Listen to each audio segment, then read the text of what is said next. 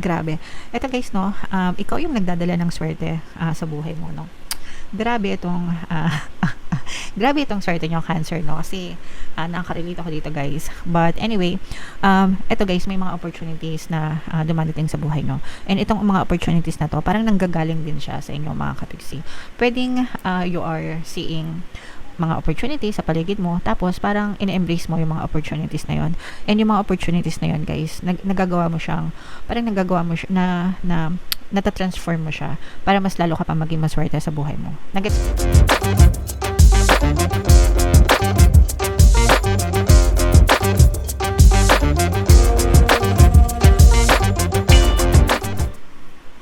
Hello guys, hello Cancer, welcome back to Pinoy Pixie tayo. Ang pamagat ng episode natin for tonight is money reading, guys. Money come to me. Money reading para ngayong August para sa Cancer, Sun, Moon, Rising Sign, and Venus, mga kapiksi. Unahin natin tong deck na to. Ito yung mga money manifesting techniques para sa inyo, mga kapiksi. So we have goals. Picture the goals you desire in as much detail as possible. Experience your chosen outcome with all your senses as though you've already achieved it. Hold that thought, then send it out into the universe with your love and thanks, mga kapiksi. So, pag sinabing picture the goals, mga kapiksi, no, this is using visualization technique, mga kapiksi. You have to visualize your goals, your desires, mga kapiksi, with as much detail as possible, and imagine nyo na nasa inyo na yung desire nyo, mga kapiksi, no? So, bibigyan ko kayo ng halimbawa, guys. So, for example, gusto nyo magkaroon ng kotse. So gusto nyo magkaroon ng kotse. Kunwari, yun yung desire nyo. Gusto nyo magkaroon ng kotse. First thing that you need to know is anong klaseng kotse ba yung gusto mo, diba?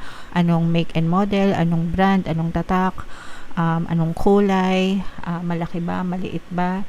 And then, imaginein mo, kapag alam mo na kung ano yung itsura ng kotse na gusto mo, imaginein mo na nandun na siya sa garahe ng bahay nyo. Syempre, kailangan may parking kayo, guys. Kailangan may garahe kayo para hindi kayo nakaka-istorbo sa mga kapitbahay, okay? So, imaginein mo na nandun na siya sa garahe nyo, and then, imaginein mo na, kunwari, nasa yun na yung susi ng kotse, di ba? Pag-click mo ng kotse, tutunog yung, pag-click mo ng susi, tutunog yung kotse mo, tapos bukas mo yung pintuan, ano yung maririnig mo? So, when it comes to visualization, guys, you have to incorporate your 5 senses as much as you can. Anong maririnig mo, anong nakikita mo, anong naaamoy mo, what would you hear, what would you see, what would you feel, what would you smell, diba? Yung mga ganun, mga kapiksi. So, yeah, pagbukas mo ng pintuan, anong narinig mo, pagsara mo ng pintuan, anong narinig mo, paghawak mo na yung manibela, anong nararamdaman mo, diba? Anong itsura ng upuan sa loob ng kotse mo, diba? Leather ba siya? Or what, 'di ba? Tapos pag bukas mo ng engine, yung tunog ng engine, yung amoy sa loob ng kotse. Ganun, mga kapiksi, no? And imagine mo na nandun ka sa driver's seat, mga kapiksi. So, anong nakikita mong setup sa harap, 'di ba? So, yung mga ganun, guys, that's how you use your visualization technique kapag gusto nyo i-visualize yung mga goals nyo. That's the power of your imagination, and again, using your 5 senses as though you already received your goals na parang makatotohanan talaga, okay? And you just hold that thought, you do that drill, gawin nyo siya ng paulit-ulit hanggang sa maramdaman nyo na okay na, no? Parang peg nyo talaga na okay na, ito na, nagkatotoo na, may kotse na ako, diba? So, ganun nyo ilalagay yung sarili nyo sa end state, mga kapiksi. So, yung best time, guys, na mag-visualize is pagising nyo sa umaga or pagtulog nyo sa gabi or anytime within the day. Minsan kasi, di ba, masyado tayong busy, ganyan. Pero recommended ko talaga yung pagising pa lang sa umaga at saka yung bago kayo matulog sa gabi, mga kapiksi. Alright? Pero ang importante is gawin nyo siya ng paulit-ulit hanggang sa maging natural, hanggang sa feeling nyo totoong nandiyan na yung mga desires nyo, mga kapiksi. And then you just wait, guys, and the universe will deliver to you your desires. Okay? Alright. So, yeah, napakagandang technique, mga kapiksi. Even until now, guys, I still use visualization, mga kapiksi, no? Actually, hindi. Okay. Too much info to share. Anyway, so comment down below if naintindihan nyo yan mga kapiksi. Shuffle natin to. Hanapin natin yung energy nyo Cancer habang sinashuffle ko to. Panoorin nyo muna yung video natin regarding sa ating paano mag-manifest ng abundance video course. Kapiksi, sawa ka na ba sa mga struggles at hirap sa buhay mo? Masipag ka ba at masikap sa buhay ngunit hindi ka pa rin umaasenso? Ilang beses ka na bang nag-attempt mag-negosyo at mag-invest pero palagi ka pa rin nalulugi? Sa pagkakataon na ito ay maaaring may subconscious beliefs ka na nagiging balakid sa iyong pag-unlad at pagyaman. Introducing, paano mag-manifest ng abundance video course. Dito ay matututunan mong ma-overcome ang mga balakid mo para tuluyan ka ng umunlad, umasenso, sumagana, maging matagumpay, successful at maswerte sa iyong kabuhayan, pera, trabaho, negosyo sa lapi at kaperahan ng bonggang-bongga. Dali, mag-send na ng email sa pinoypixie@gmail.com at simulan na ang iyong pagyaman ngayon. Alright, so sa lahat ng gusto mag-avail ng course guys, naka-flash sa screen nyo. Una, meron tayong paano mag-manifest ng abundance video course. Meron din tayong paano mawala ang third party at magkaroon ng harmonious na relationship. And meron din tayong paano pabalikin si ex, revise, breakup. Sa mga interesado guys, mag-send lang kayo ng email sa pinoypixie@gmail.com. So Cancer guys, kayo represent ng Queen of Cups. Ito naman yung ating money energy mga kapiksi. Latag natin yung spread nyo guys. And by the way, sa mga naghahanap ng mga pampaswerte na lucky charms or lucky bracelet, may mga items na may kita kayo sa description box tsaka sa comment section mga kapiksi. I-check out nyo lang kung gusto nyo. Ito yung mga sample na items guys. Aventurine mga kapiksi at tsaka Citrine na bracelet. Napakabisang combo mga kapiksi, pang-attract ng swerte, abundance sa kaperahan, trabaho, negosyo sa lapit guys. So check out na mga kapiksi. So, dito guys, this is more on positive energy mga kapiksi, no?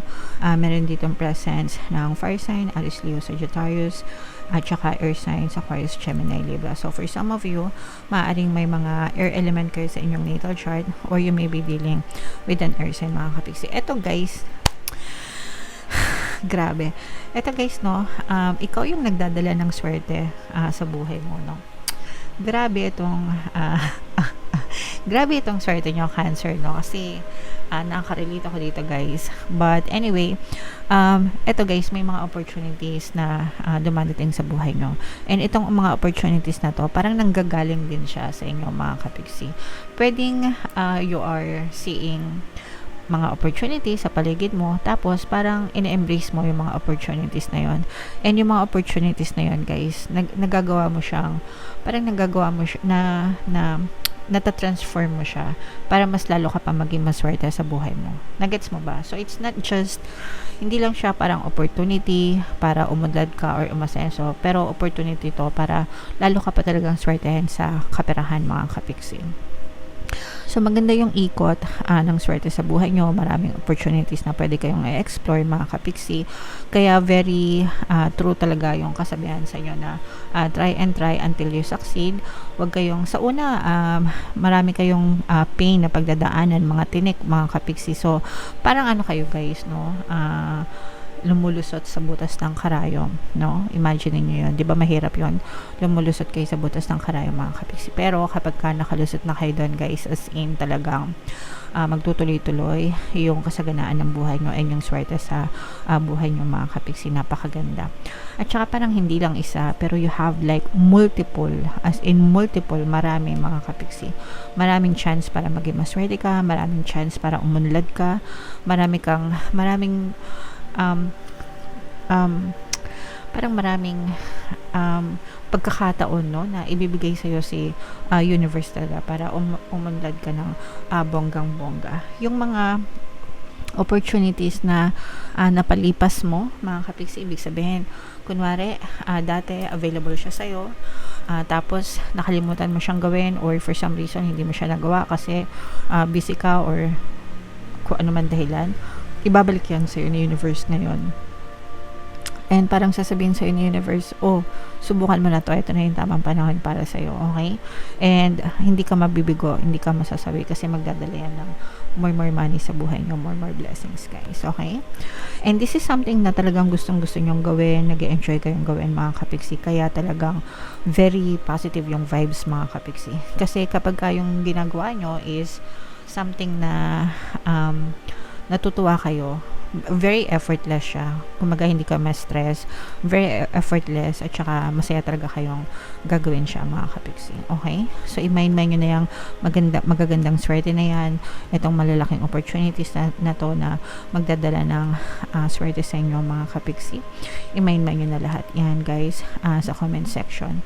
Ito may presence dito ng Earth sign, Capricorn, Taurus, Virgo, at saka Fire sign, Aries, Leo, Sagittarius. So, for some of you, sa magandang lugar kayo pupunta mga kapiksi mo. Malayo pa yung mararating nyo. Talagang unstoppable yung energy nyo mga kapiksi. No? Ibig sabihin, parang wala talagang makakapigil sa inyo. Tuloy-tuloy lang. Very progressive. Maaari kayong magtagumpay at saka maaring maabot nyo yung tuktok ng tagumpay mga kapiksi. So, parang climax guys, no? Parang feeling ko yung iba sa inyo, maaari yung kumbaga figuratively speaking, no, para kayong nasa ibabaw ng Mount Apo, kaya Mount Everest, kanya. Ibig sabihin, figuratively speaking, talagang mataas guys, no, matayog pa yung mararating nyo sa inyong buhay in terms of career, in terms of money, in terms of business, depende kung ano yung pinagkakakitaan nyo or focus ng attention nyo kasi iba-iba naman kayo ng ano dito guys, ng story. But definitely, ang pupuntahan nyo lang ay success, progress sa buhay mga kapiksi. Okay?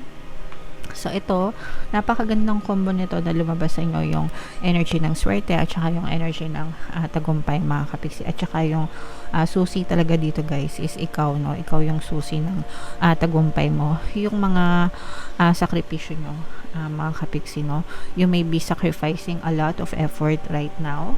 Nagsasakripisyo kayo ng mga effort, pero magiging sulit yung mga sakripisyo nyo kasi swerte at tagumpay talaga yung kapalit nitong mga sakripisyo nyo mga kapiksi. Okay? So, don't ever give up on your dreams, guys. Keep on pushing, keep on moving forward kasi magaganda yung kapalit na nag-aantay sa inyo. So, lahat ng ito, guys, i-mind nyo na sa comment section. Mind, swerte, good luck, good fortune, success, tagumpay, itong mga magagandang opportunities na to, mga kapiksi. Yung tuktok ng tagumpay. Yan. Grabe, ikaw na talaga, Cancer. Alright? So, for more tarot readings, Cancer, no? Ito yung playlist nyo. Ito naman yung ating success stories ng paano mag-manifest ng abundance video course. Thank you for liking, sharing, and subscribing, guys. See you next time. I love you all. Have a nice day. Bye-bye.